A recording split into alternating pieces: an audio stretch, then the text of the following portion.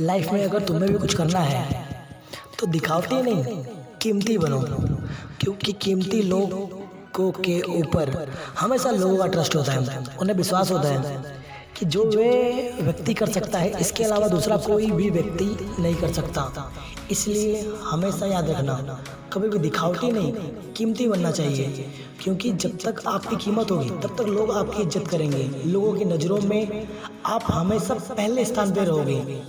और जो दिखावटी होते हैं उन्हें पता होता है कि यह स्थान कभी भी चेंज हो सकता है, लेकिन अगर आप कीमती हो तो आपका स्थान हमेशा सर्वोच्च ही होगा, सबसे ऊपर के स्थान पे आप रहोगे।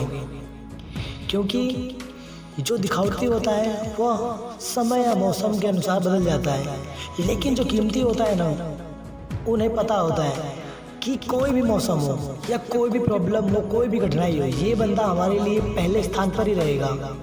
क्योंकि जो ताकत इसके अंदर है वो इसके अलावा कोई नहीं कर सकता। चाहे वो आपका कोई भी क्षेत्र हो, बुद्धि का क्षेत्र हो, कला का क्षेत्र हो, नृत्य का क्षेत्र हो, कोई भी क्षेत्र में हो, आप हर क्षेत्र में अग्रणी रहो। लोगों का विश्वास बनो, ट्रस्ट बनो, कि लोग कह सके कि जो कार्य ये कर सकता है इसके अलावा ये कार्य कोई नहीं कर सकता। जैसे मैं आपको एक स्टोरी सुनाता हूँ अकबर और बीरबल की। अकबर को हमेशा पता था कि बीरबल उनकी नज़रों में हमेशा उच्च स्थान पर ही था। बाकी जो दरबारी थे, पंडित थे या ज्ञानमंद थे या ज्ञानी लोग थे, वो हमेशा बीरबल की बात ही आते थे। क्योंकि अकबर को ट्रस्ट था, विश्वास था कि जो कार्य ये कर सकता है इसके अलावा कोई दूसरा व्यक्ति कार्य नहीं कर सकता। तो एक दिन राजा अकबर ने सोचा कि मुझे मेरे जो पंडित है या ज्ञानी लोग हैं उनसे मैं तुलना करना चाहता हूँ कि बीरबल ज़्यादा समझदार है या मेरी प्रजा में रहे लोग या पंडित लोग जो बीरबल से बहुत जलते थे। क्योंकि जो वहाँ पे पंडित लोग थे या फिर जो ज्ञानी लोग थे वो बीरबल से काफ़ी जलते थे, लेकिन वो कभी भी अकबर के सामने बोल नहीं पाते थे कि बीरबल से ज़्यादा ज्ञानी हम हैं। वो इस बात को प्रूफ नहीं कर पाते थे, क्योंकि जो अकबर थे उनकी नज़रों में सिर्फ एक ही इंसान था और वो था बीरबल। तो अकबर ने सभी को बुलाया और उनसे पूछा कि ऐसी कौन सी वस्तु है जो कीमती है, कुदरत द्वारा बनाई गई वस्तु कीमती है या फिर मानव द्वारा बनाई गई वस्तु कीमती है। तो ये बात सोचकर जितने भी वहाँ पे राज दरबारी में लोग थे वो सभी टेंशन में आ गए, सोचने लगे कि कुदरत द्वारा बनाई गई वस्तु कीमती है या फिर मानव द्वारा बनाई गई वस्तु कीमती है। तो राजा ने सभी को 7 दिन का मोहलत दिया और कहा 7 दिन में मुझे मेरे प्रश्न का जवाब चाहिए। तो जो दरबारी थे वो घर गए और 7 दिन तक उस प्रश्न के उत्तर ढूंढने लगे। फिर 7 दिन बाद जब वापस उन्हें दरबार में बुलाया गया तब उन पंडितों में से, उन ज्ञानियों में से किसी भी व्यक्ति ने ये नहीं कहा कि उनके पास इन प्रश्नों के उत्तर हैं। लेकिन उनमें जो बीरबल था उसे पता था इस प्रश्न के उत्तर। तो अकबर ने बीरबल से कहा, बीरबल आप इस प्रश्न के उत्तर दो। तो बीरबल उस प्रश्न के उत्तर देने से पहले वो दरबार से बाहर चले गए। दरबार से बाहर चले गए, उन्होंने उस प्रश्न के उत्तर उस समय नहीं दिया। फिर उन्होंने दरबार के अंदर एक व्यक्ति भेजा जिसने अपने हाथों से एक पत्थर से गुलदस्ता बनाया हुआ था। जो गुलदस्ता इतना आकर्षक और चमकीला था कि लोगों को देखने में बहुत पसंद आ रहा था।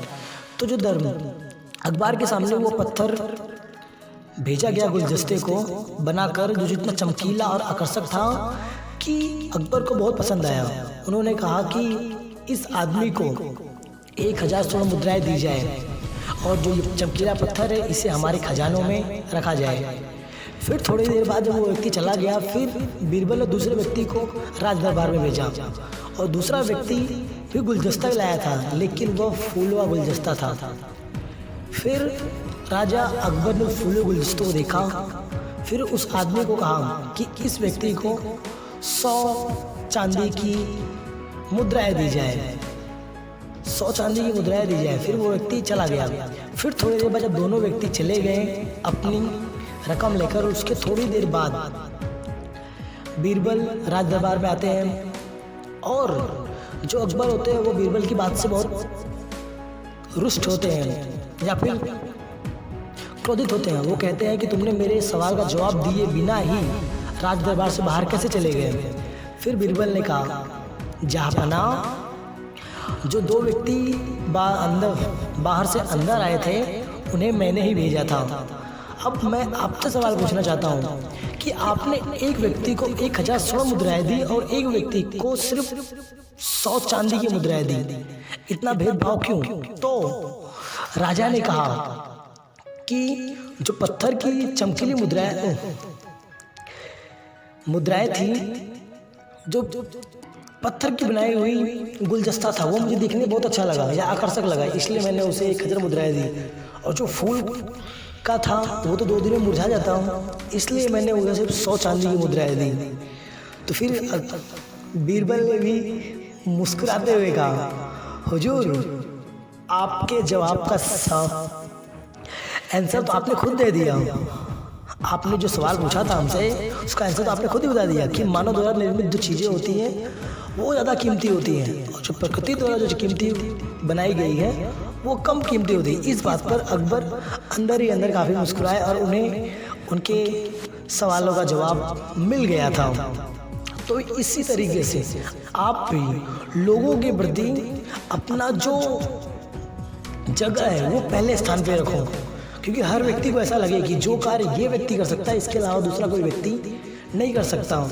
अगर कभी भी किसी के पास भी आपका ध्यान बनाना है या फिर व्यक्ति बनानी है तो ऐसा स्थान बनाओ कि लोगों को ट्रस्ट हो कि तुम्हारे अलावा ये कार्य कोई नहीं कर सकता। तो आप भी बीरबल की तरह बनो, न कि प्रजा की तरह एक दूसरे को देखकर जलो।